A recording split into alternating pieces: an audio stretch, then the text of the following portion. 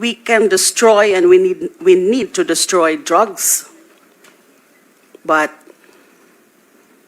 we cannot destroy lives. Yan po ang sagot ko dun sa very passionate defense of the former president as to his policy of killing alleged drug offenders, alleged drug pushers. Have the assurance of Senator De Lima to be around once Kerwin Espinosa and Ronnie Dayan will be present in this hearing? Because I'm going to ask him questions pag andyan na yung dalawa, Mr. Chair. May I know who is Rolly Dayan? Ronnie Dayan was a known driver of Senator De Lima, Mr. Chair. Is he the partner of Senator De Lima?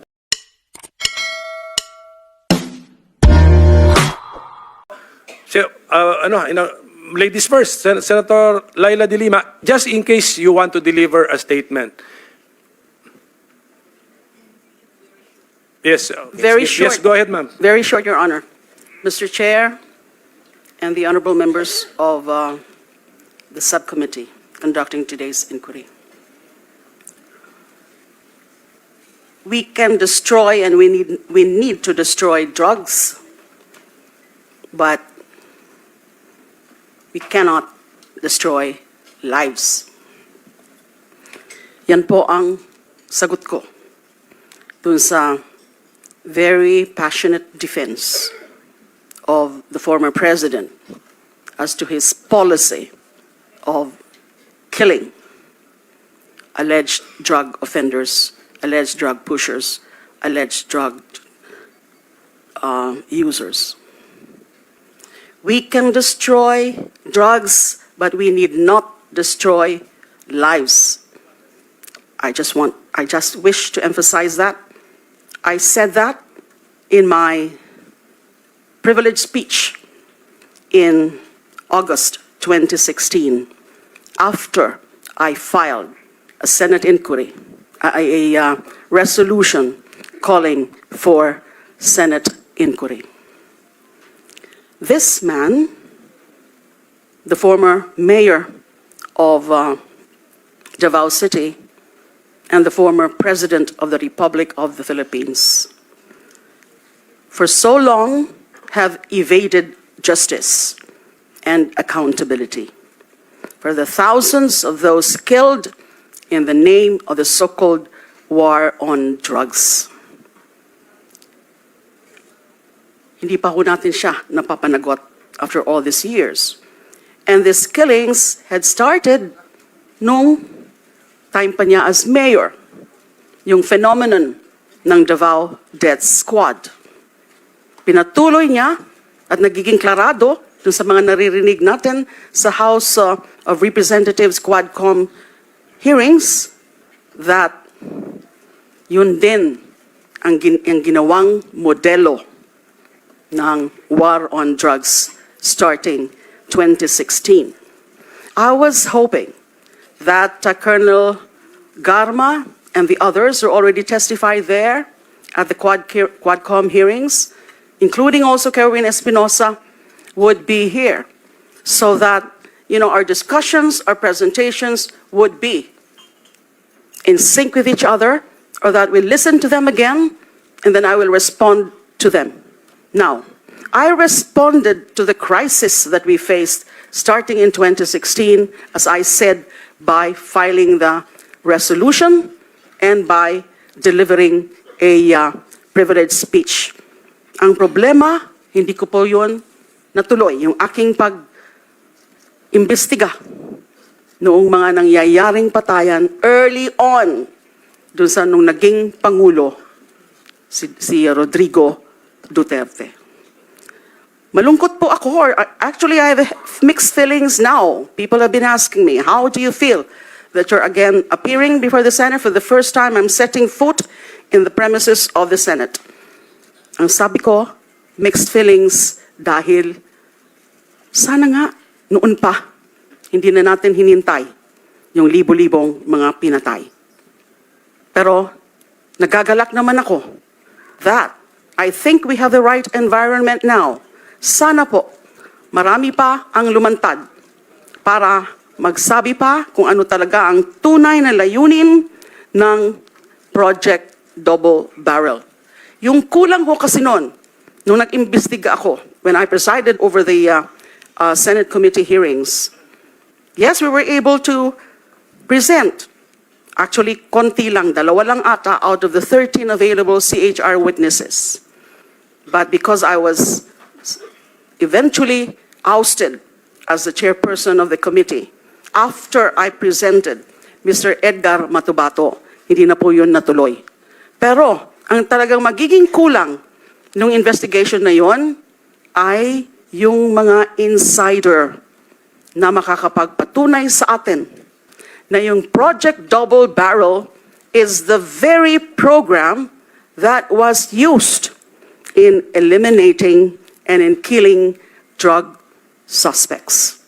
Because malinaw sa mga naging pronouncements ng dating mayor, ng dating pangulo, na yan ang pinaka-polisiya na niya in addressing the drug problem.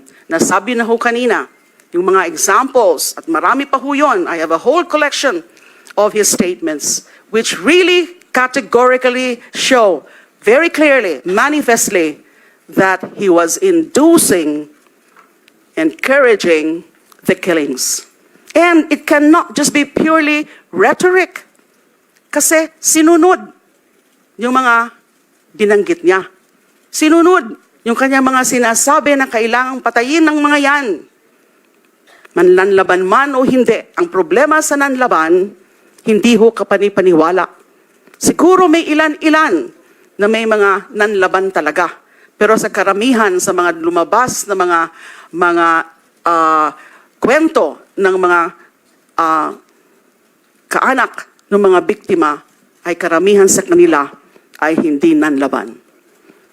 Ano ba yung nangyari sa akin? Hindi lang sila nakontento na alisin ako bilang committee chairperson, but sinundan po ako ng katakot-takot na acts of persecution. Kasama na yung halos araw-araw na minumura, halos araw-araw na pinapahiya, halos araw-araw na I was deprived of my honor and because they tried to destroy my reputation. At hindi pa ho sila nakontento doon, nag-file sila ng mga gawag-gawang mga kaso para subukan ako na mapatahimik. Hindi po sila nagtagumpay doon. Kahit nasa loob po ako sa kulungan, I continued to monitor what was happening. I had with me already the records ng Senate investigation, at least nung ako pa yung nag-preside. I even filed and submitted a comprehensive dissenting report doon sa naging majority report by the committee, the Gordon report. I filed a dissenting report. I also had the records of my investigation of the DDS phenomenon. Pero ang isa pong ang pwede nating makita doon is that hindi natin mga natapos yun kasi nandyan yung atmosphere of, or the atmosphere of fear, the culture of fear and impunity. Sa Davao, meron kaming ilan-ilan na kausap na sekreto, pero hindi naman sila pumayag na i-present sila publicly dun sa DTS inquiry ng CHR. Now, dun naman sa Senate inquiry, sabi ko nga, hindi naman talaga tinuloy. Kaya hindi kagulat-gulat na yung naging conclusion ng majority is that the killings were not state-sponsored. Kung binigyan sana ng pagkakataon na talagang ituloy yung investigasyon na yon, na mas magiging seryoso ang investigasyon, wala man lang iniisip na whitewash ng investigasyon because the then president was still at the height of his power, ay siguro pwede natin na-prove yun. Hindi nga po yun nangyari. Ngayon tayo umaasa na dahil dyan sa mga lumalabas na mga revelasyon, pwedeng-pwede at nandyan na yung mga ebidensya na mga state-sponsored yung mga killings na yan. So, One last point, Ma'am, Mr. go ahead. Chair, because... Yeah. 1 minute, yes, ma'am. All right. Now, gusto ko sanang magpaalam sa committee that in my presentation, not today, because yung presentation ko dapat na ano rin, isusundan ko yung kina Father Flavi and then kay Attorney Jokno. Now I want also to present new angle. Gusto ko sanang i-tie pa talaga, i-link pa talaga sa DDS killings yung mga nangyaring patayan since 2016 or pagpatay under the name of war on drugs. I would wish to ask for permission that that's going to be the focus, especially so na lumilinaw ngayon, sinimulan na nung testimony ni Colonel Agarma na yun ang ginawang model. I would not have the time now to really explain all of that, but I can really come up with a comprehensive summary ng mga sinabi noon nila Edgar Matubato, yung mga sinabi subsequently ni Arturo Las Cañas, who at first denied that there was a DDS, denied responsibility for the killings, denied that it was then Mayor Duterte responsible for that, but in a subsequent appearance, wala na po ako noon, nakakulong na po ako, he recanted and gave us this very comprehensive story, lalo na dun sa kanyang ICC affidavit. I would want to Sige, present ma'am. Yes, ma'am. Okay. a Can you comprehensive- wrap up? Okay na po, ma'am? for now. Okay, sige po. Ganito po. We will give you the time, pero pwede ba mag-request din ng committee, can you give us a preview of what you will be presenting? Siguro if you can organize also your observations and your findings in a memorandum or position paper type document, then I will please do give that. us. Thank you. I will do that, Your Honor, Sige. including the dissenting report and then including Thank you, ma'am. all the observations. Thank you. Thank you. Thank you. Mr. Mr. Chair, just very short. Very yes, short. yes, yes. Can we have Sige, the sige. assurance of Senator De Lima to be around once Kerwin Espinosa and Ronnie Dayan will be present in this hearing? Because I'm going to ask him questions pag andyan na yung dalawa, Mr. Chair. May I know who is Rolly Dayan? Ronnie Dayan was a known driver of Senator De Lima, Mr. Oh, Chair. Is he the partner of Senator De Lima? Mr. Chair, That was revealed by Ronnie Dayan during the previous hearing many years ago, Mr. Chair. Mr. Chair. Let's focus on our topic. Okay, gentlemen. Okay, sige, ganito. Already moved na yata yung kanina pa, no? Na Ronnie Dayan will be invited to the next hearing. Senator Laila De Lima has manifested her intention to attend the next meeting. So, the next hearing. So, tugma-tugma lahat. Yes, Your Honor, because you want to that's respond? where I will make a Yes, comprehensive presentation and also comment on those revelations by Mr. Kerwin Espinosa Yeah. during the Quadcom, and perhaps he is expected to reiterate that here. I was hoping he would be here, Yes. including Colonel. You will be there as a resource person, ma'am. You'll be there as a resource person, not to defend yourself. Wala, hindi resource person po kayo. Okay, Mr. Chair, if I okay, may. sa Senate Thank you, President. Mr. Chair. A few questions addressed to former Senator De Lima. During your time as chairperson of the Commission on Human Rights, when did you start serving as the chairman of the Commission on Human Rights, if I may ask? I was appointed in 2008 Up to 2010. to 2010. All right. When I was appointed as the Secretary of All right. Justice. Did you conduct investigations regarding EJ case? Yes, Madam the CHR and bank All right. conducted the public inquiry right Right. there in Davao City. May I know kung ano-ano po yung mga lugar na inimbestigahan nyo tungkol sa EJK? Yung tungkol pa sa lugar, it was actually the entirety of Davao City because of the phenomenon of DDS. At inimbitahan nga po namin the former mayor who appeared and acted as resource person, and mga ilan-ilan na mga opisyal, maraming opisyal actually, the city councilors, barangay chairman, PNP officials. Only that, halos wala na nag-appear dun sa mga nakausap namin discreetly, confidentially, who shared their knowledge about the DDS. These are also self-confessed DDS members, just like Edgar Matubato. Kaya lang po, in the 2009 inquiry, wala pa po sila Edgar Matubato and Arturo Las Cañas. Na-mention yung mga pangalan nila, pero wala pa po sila doon. Hindi pa ho namin sila na-access at hindi ho na-present doon sa DDS inquiry. So wala ho kayong results ng investigation. Were there any cases filed because of your investigation, Madam Senator? Okay, when I was appointed in 2010, meron po ako yung aking mga personal investigation notes, pero wala pa ho yung naging resolution. Now, we turned over the records to the Commission on Human Rights, and then later, they came out with the resolution. Now, that was, I think, in 2012, June 2012.